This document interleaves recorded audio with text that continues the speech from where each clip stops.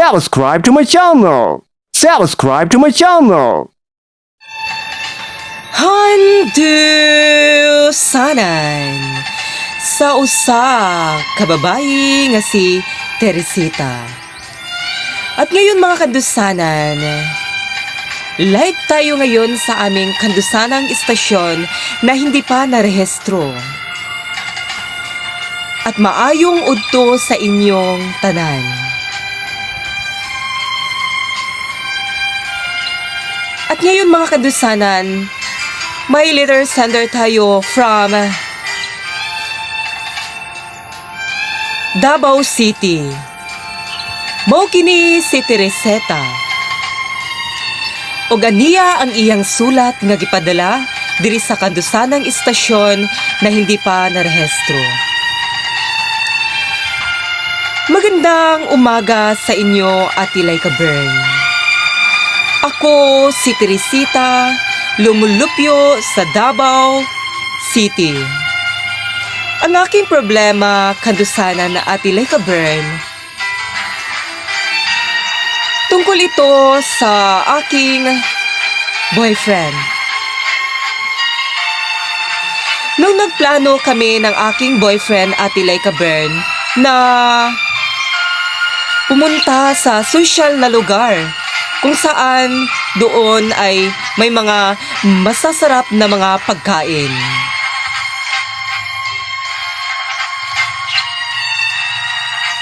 Hindi ko inaasahan, Ate Laika Bern, na paborito niya pala ang tiil ng manok. Na-shock talaga ako, Ate Laika Bern, sa in-order niya na tiil ng manok, Ate Laika Bern.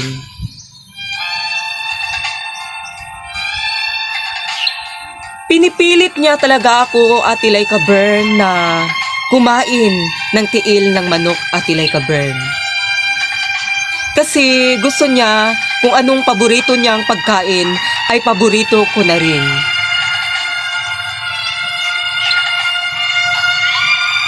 Ang tiil ng manok, Ate Laika Bern, isa na hindi ko paboritong pagkain. Kahit nung bata pa ako, Ate Laika Bern, ayaw ko talagang kumain ng tiil ng manok, Ate Laika Bern.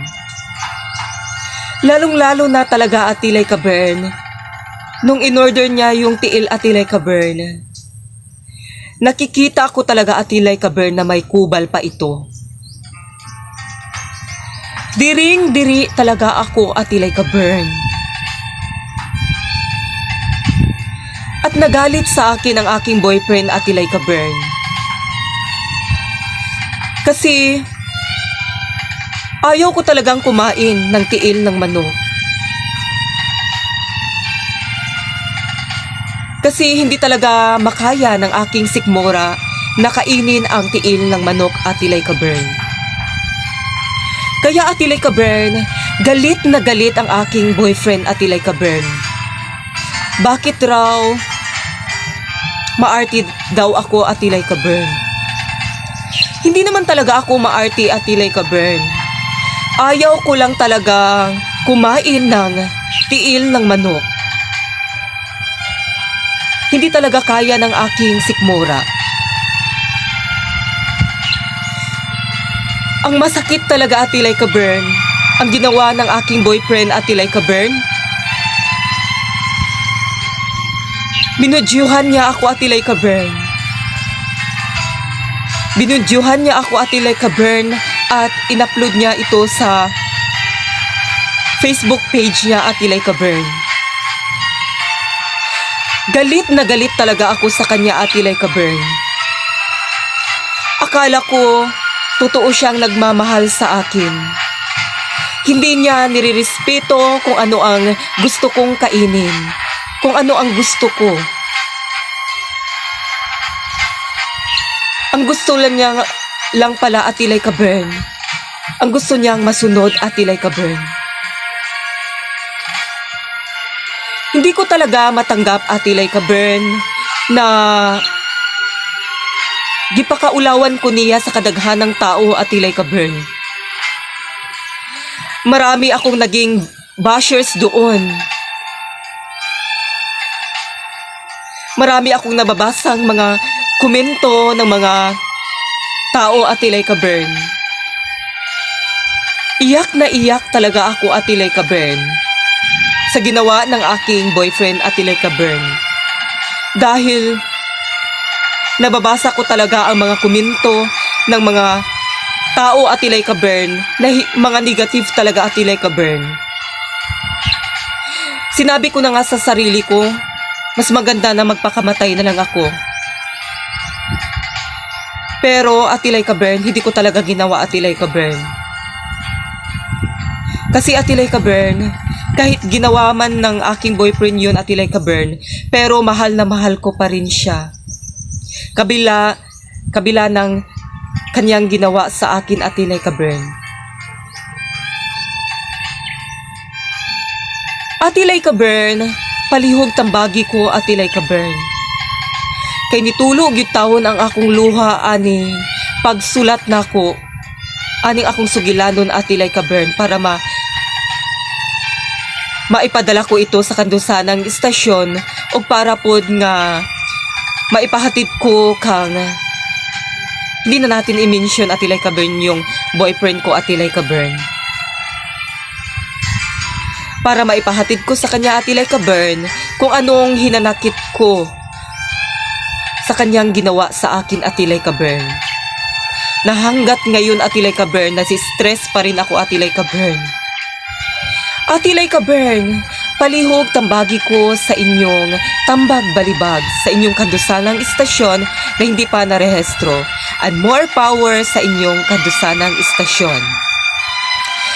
Ayun mga kandusanan, mao katong sulat na gipadala ni Teresita from Davao City, na ang kanyang problema, mga kadusanan, narinig nyo naman mga kadusanan, na ayaw niyang kumain talaga ng tiil ng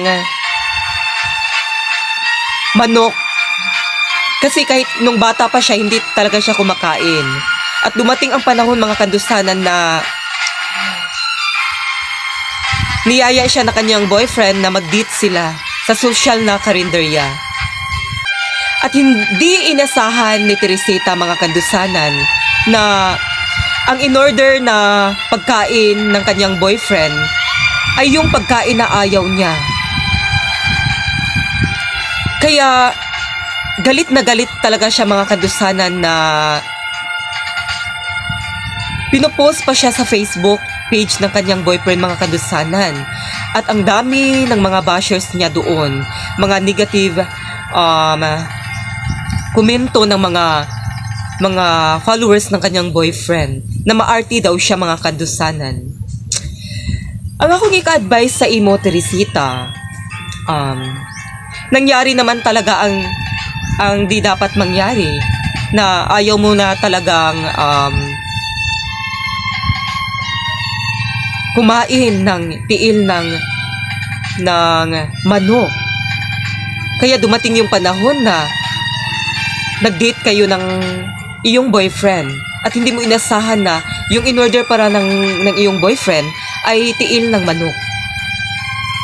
At ang masaklap pa nito, may kubal ito. Kahit sino naman talaga, kahit pipilitin ka ng ibang tao na kainin ang isang pagkain na ayaw mo talaga, hindi ka talaga mapipilit. Pero yung ginawa ng boyfriend mo na ipinagkalat niya sa social media at may mga komento na mga negative doon ng kanyang mga followers, hindi naman talaga tama ang ginawa ng boyfriend mo. Kaya dumating yung panahon na na-stress ka at gusto mo nang magpakamatay dahil sa ginawa ng boyfriend mo. Ang akong ika-advise sa imo, pasag din na lang to, kay nahitabo naman to. Oo. Sa imong giingon, love gihapon nimo imong boyfriend, nga wala nimo mention diri kung kinsa imong boyfriend. Pasag din na lang imong boyfriend, kay bao namang gito iyang batasan. Gibuhat namang gito niya, di namang gito nimo mabalik sa dati kay na-post naman gud niya sa Facebook. Daghan ni nag-shared ato ng mga followers niya. Ang angay nimong buhaton, kung unsay mga bawal na before mo mag-date, isulti nimo sa imong boyfriend kung unsay mga bawal na mga pagkaon para sa imo na ayaw mong kainin. Kay basin pud nga katong gi-order sa imong boyfriend, paborito to niya tapos mahal ang iyang order tapos dili nimo kaunon. Ug ang gusto pud di man pud pwede nga ang gusto pud na sa imong boyfriend ang masunod na paborito niyang pagkain ay paborito mo na rin. Hindi yan pwede kasi iba-iba yung taste natin. Ayan. Akong dugang advice sa imo, pasag din na lang. Kay nahitabo naman to. Oo.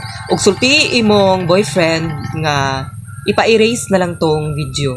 Oo. Kay kung love gid ka niya, dili to niya dapat buhaton sa imo. Mura ka to ako advice sa imo, Teresita, unta masolusyonan ang imong problema nga imong gipadala diri sa kandusanang istasyon na hindi pa narehistro. Unta maka-move on na ka. Oo, ayun naka-stress kay kung kanunay ka ma-stress, way mahitabo nga maayo sa inyong relasyon sa imong boyfriend.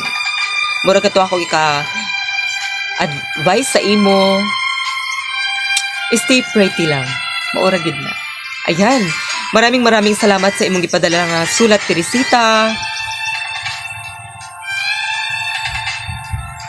Ayan mga kadusanan.